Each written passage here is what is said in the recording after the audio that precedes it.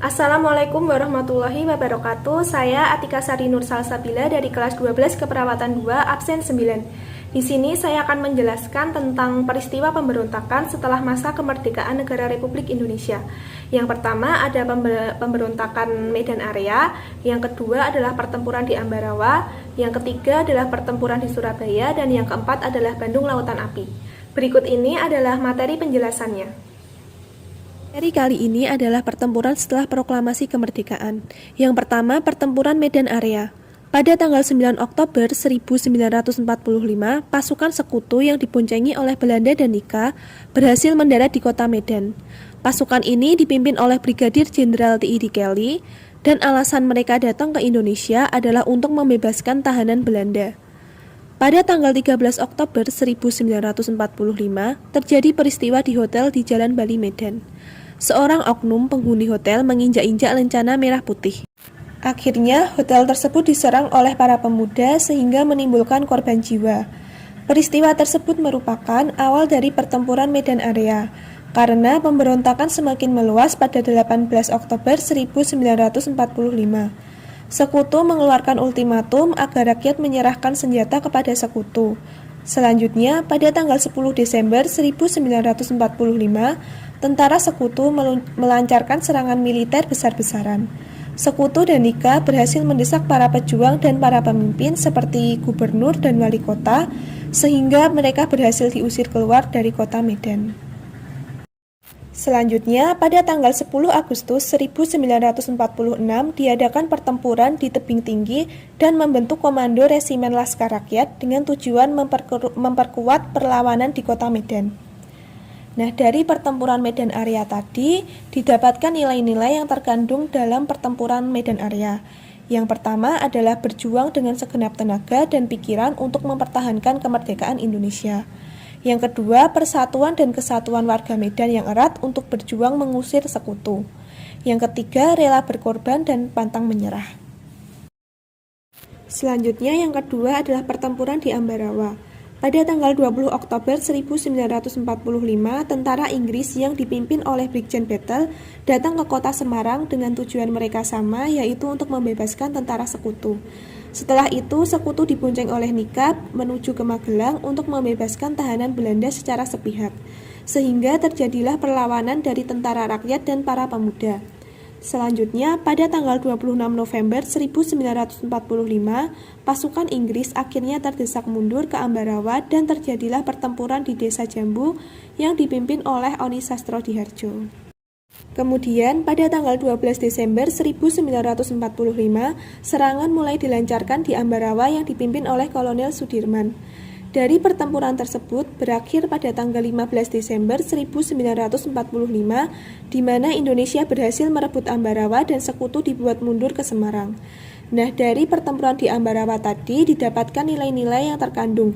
Yang pertama tentang keyakinan para pahlawan dalam menghadapi sekutu. Yang kedua, para pejuang yakin dengan kemampuannya sendiri karena nilai-nilai patriotisme dan militasi begitu membara. Yang ketiga, saling solid atau bersatu dari berbagai daerah walaupun tidak saling kenal.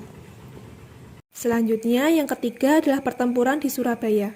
Pada tanggal 25 Oktober 1945, Inggris datang ke Surabaya. Tentara Inggris ini di bawah pimpinan Brigadir Jenderal Malabi. Malabi dan R.M. Suryo, Gubernur Jawa Timur, membuat kesepakatan sebagai berikut. Yang pertama, Inggris berjanji tidak terdapat angkatan perang Belanda di antara tentara Inggris.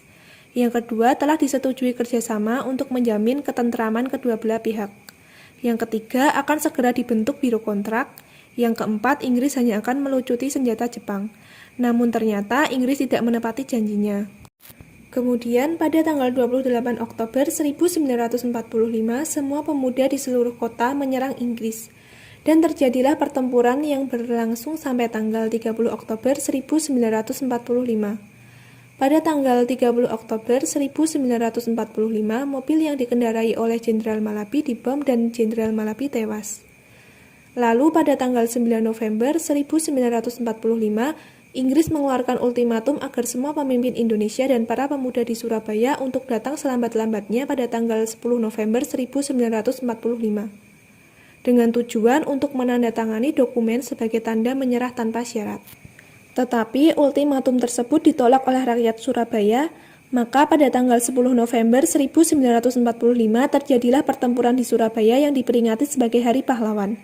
Nah, dari pertempuran di Surabaya tadi didapatkan nilai-nilai yang terkandung dalam pertempuran tersebut, yaitu pertempuran dahsyat yang terjadi di Surabaya pada tanggal 10 November 1945 memberi pelajaran moral bahwa warisan terbaik para pahlawan bangsa bukanlah politik ketakutan, melainkan politik harapan. Artinya, seberat apapun tantangan yang dihadapi dan keterbatasan yang ada, tidak akan menyurutkan semangat perjuangan. Selanjutnya, yang keempat adalah peristiwa Bandung Lautan Api. Pada bulan Oktober 1945, tentara sekutu memasuki kota Bandung. Ketika itu, Bandung sedang melakukan pemindahan kekuasaan dan merebut senjata dan peralatan dari tentara Jepang.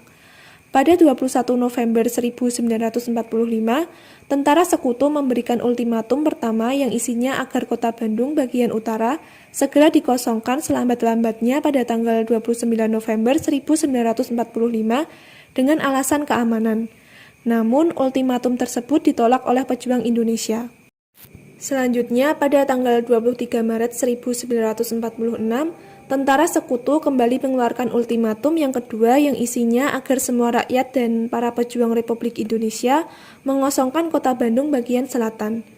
Demi keselamatan rakyat, akhirnya pemerintah memerintahkan tentara NKRI dan para pejuang untuk mundur dan mengosongkan Bandung bagian selatan. Sebelum meninggalkan kota Bandung, para pejuang melancarkan serangan umum ke arah markas besar sekutu dan berhasil membumi hanguskan kota Bandung yang disebut dengan peristiwa Bandung Lautan Api. Dari peristiwa Bandung Lautan Api, terdapat nilai-nilai yang terkandung dalam peristiwa tersebut. Yang pertama adalah rela berkorban. Mereka membawa perlengkapan seadanya dan tidak memikirkan harta benda dan tempat tinggalnya yang secara sukarela dibumi hanguskan kota Bandung. Yang kedua adalah kepemimpinan. Masyarakat Bandung menunjukkan sikap patuh dan hormat terhadap pemerintah Indonesia di Jakarta. Yang ketiga adalah keberanian. Aksi heroik Endang Karmas dalam merobek bendera Belanda di Gedung Denis yang pada saat itu masih berusia 14 tahun. Kemudian ada aksi Muhammad Toha dalam meledakkan gudang senjata di Bandung Selatan yang menyebabkan kehilangan nyawanya. Itu tadi pembahasan materi dari saya tentang peristiwa pemberontakan setelah kemerdekaan negara Republik Indonesia. Kurang lebihnya mohon maaf. Wassalamualaikum warahmatullahi wabarakatuh.